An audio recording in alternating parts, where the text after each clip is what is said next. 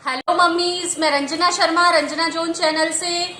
तो आज हमारा टॉपिक है टेसू। टेसू क्या है, इसकी क्या कहानी है, क्या परंपरा है, क्या पौराणिक कहानी है, इस कहानी को जानिएगा। लेकिन पहले इससे इंट्रोड्यूस हुई है ये इंट्रोड्यूस। हेलो एवरीवन, अपना नाम बताइए। My name is Atav Sharma. आप क्या करने जा रहे हैं? टेसू की कहानी सुनाने जा रहा हूँ। ठीक है, पहले टेसू के बाद गाना बताइए, सुनाइए। मेरा टेसू यहीं अड़ा, खाने को मांगे दही वड़ा, दही वड़े में पहिया, दे दे भैया रुपैया। Very good. देखिए आपने इसकी टेसू की कहानी। जो बच्चे टेसू वाले, जो टेसू कुछ दिनों तक खेला जाता है, खेलने का मतलब बच्चे दीपक जलाते हैं, पूजन करते हैं, और शाम के समय करते हैं पूजन और दीपक जलाते हैं, फिर एक दूसरे के घर जाते हैं, गाने सुनाते हैं, वहां से बच्चों को अनाज मिलता है। जैसे गांव वगैरह की साइड में लोग अनाज देते हैं, शहरों में लोग पैसे देते हैं। फिर ये दशहरे तक खेला जाता है, नवरात्रि के पहले दिन से आखिरी दिन टेसू और झांझी की शादी की जाती है।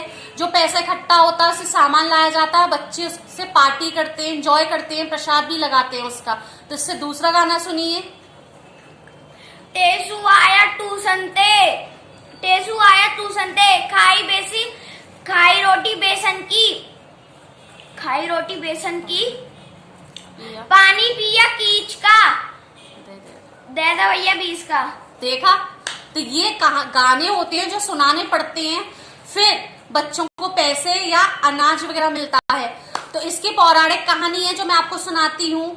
जो लोग सर्च भी करते हैं कि पौराणिक कहानी क्या है, क्यों टेसू को हमारे इन परंपराओं में लिया जाता है, तो देखिए कहानी क्या है कि पांडवों के वनवास जाने के समय पे जो भीम थे, उनकी शादी हिडम्बना की नाम की एक राक्षसी से हुई थी, जिससे उन्हें घटोत्कच नामक पुत्र, महाबली पुत्र पैदा हुआ था। घटोत्कच का विवाह एक नागवंशी राजा मोर की पुत्री के साथ हुआ था, जिनका नाम था अहिल्याबाई।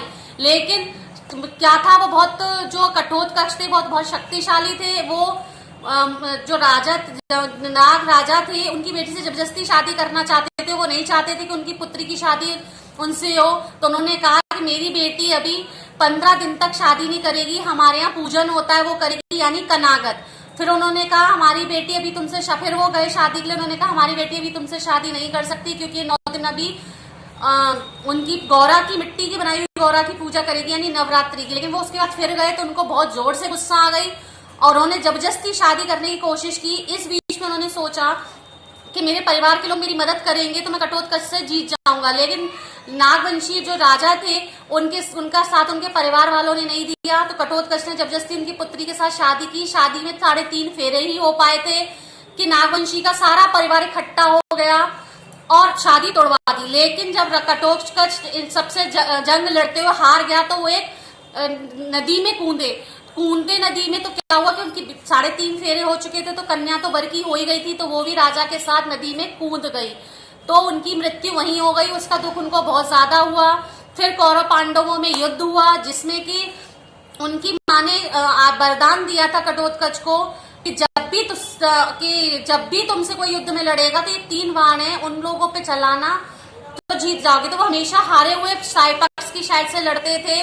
लेकिन कृष्ण भगवान के चक्रव्यूह देखिए, उन्होंने उनको चक्र रचा और क्या कहा कि इस पीपल के पेड़ पर जितने पत्ते हैं अपने धनुष से बांध लो। लेकिन उन्होंने वो धनुष चलाया और तीर में सारे पत्ते बांध दिए, लेकिन एक पैर कृष्ण जी ने अपने पैर के नीचे दबा रखा था। वो चक्रवार और उनके पैर के पास घूम रहा था। चक्र तो जानता था यहाँ पत्ता है, तो उन्होंने दूसरा भी ऐसे इस्तेमाल किया, लेकिन वो कृष्ण भगवान थे तो वो नहीं कर पाए। इस तरीके से 3 बाण बेकार हो गए।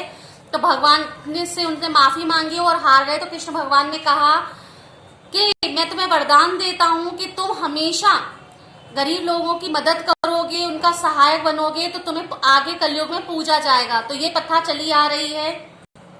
कहा जाता है कि जो घटोत्कच नाम का जो वो थे, तो उनको जब आशीर्वाद मिला तो वो बहुत दयावानी, दयालु भी थे। तो सुनिए क्या हुआ था। राजा के मोर की पुत्री होने का इसका नाम मोरवी था, जिनकी शादी घटोत्कच से हुई थी। मोरवी को एक संतान हुई जिनका नाम बरवरीक या बरवाहन कहा जाता है। उनका बरवाहन को हम टेसू नाम से जानते हैं। ये टेसू बरवाहन नाम से जानते हैं, जो कि घटोत्कच और मोरवी के पुत्र हैं। और इनका कुछ मान्यताओं के अनुसार माना जाता है कि ये भगवान खाटू श्याम जी के नाम से भी जाने जाते हैं, जो कि इनका केवल ये देखिए मुख होता है और खाटू श्याम जी का मुख होता है। खाटू श्याम जी की कलयुग में देखिए कितनी पूजा हो रही है, हर जगह मान्यताएं हो रही हैं। खाटू श्याम जी का बहुत बड़ा प्रसिद्ध मंदिर राजस्थान जयपुर में भी है और हमारे यही एक मंदिर हमारे आगरा में भी बनाया गया है। तो आशा करती हूँ कि जो इस बच्चे ने गाना सुनाया, वो बच्चे जो टेसू की पूजा करते हैं, टेसू की परंपरा को मनाते हैं, अपने घरों में खेलते हैं, तो ये गाना गाएंगे, याद करेंगे। कहानी जब आपसे पूछी जाएगी बच्चों से, तो आप ये कहानी सुन के याद करेंगे और अपने लोगों को बताएंगे, सुनाएंगे। तो ये परंपरा है, ये कहानी जब भी आपसे कोई सुनेगा तो आप बताएंगे, क्योंकि हर किसी चीज प्रथा के पीछे की कहानियां सुनी जाती है कि ये क्यों मनाया जाता है, और ये हमारे सारे बच्चों को पता होनी चाहिए। तो आशा करती हूँ कि आपको ये कहानी अच्छी लगेगी। तो हमारे वीडियो को लाइक कीजिएगा, शेयर कीजिएगा और सब्सक्राइब कीजिएगा। और प्लीज इस बच्चे के गाने के लिए और इसके लिए कमेंट बताएं कि इसने इतना अच्छा गाना गांव की भाषा में भी याद किया, बोलने की कोशिश की और टेसू की कहानी आपके सामने प्रस्तुत की, क्योंकि इसका भाव था कि क्यों मनाई जाती है। तो अब इसने ये पूछा तो मुझे लगा कि और बच्चे भी ऐसे पूछते होंगे, तो उन्हें पता होनी चाहिए कि ये टेसू क्यों मनाया जाता है घरों में और क्यों इसकी पूजा की जाती है। तो थैंक यू एवरीवन।